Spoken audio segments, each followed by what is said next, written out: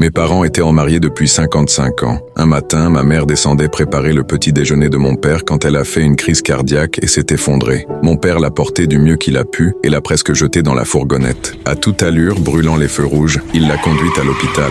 En arrivant, malheureusement, elle n'était plus là. Durant ses funérailles, mon père n'a pas prononcé un seul mot. Son regard était absent. Il a à peine pleuré. La même nuit, ses enfants l'ont rejoint. Dans une atmosphère de chagrin, nous avons évoqué de beaux souvenirs. Et il a demandé à mon frère théologien de lui dire où leur mère pourrait être maintenant. À cet instant même, mon frère a commencé à parler de la vie après la mort et à spéculer sur le lieu et la manière. Mon père écoutait attentivement. Soudain, il nous a demandé de l'accompagner au cimetière. « Papa », avons-nous répondu, « il est 23 heures, on ne peut pas aller au cimetière maintenant. » Il a élevé la voix, le regard vide, et a dit « Ne discutez pas avec moi, s'il vous plaît. Ne discutez pas avec cet homme qui vient de perdre sa femme après 55 ans de mariage. » Un silence respectueux s'est installé. Nous avons cessé de parler directement et sommes allés au cimetière. Nous sommes allés voir le gardien pour lui demander la permission. Et, à la lumière d'une torche, nous avons gagné la tombe. Mon père la caressa, pria et dit à tous ses enfants qui regardèrent la scène, émus, 55 ans. Vous savez, on ne peut pas parler d'amour vrai sans savoir ce que signifie partager sa vie avec une femme. Il fit une pause et s'essuya le visage. Elle et moi, nous étions ensemble dans tout cela.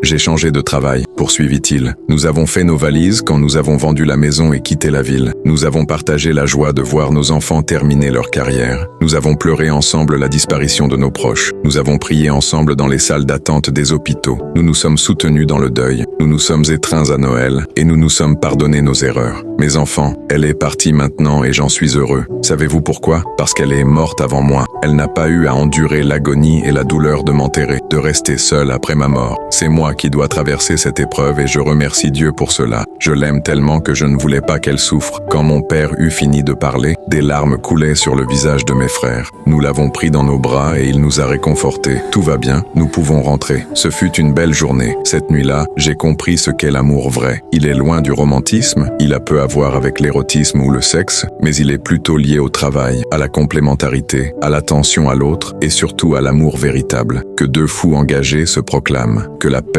soit avec vous, dans l'amour et la lumière. Abonnez-vous pour ne pas manquer nos prochaines histoires qui touchent l'âme.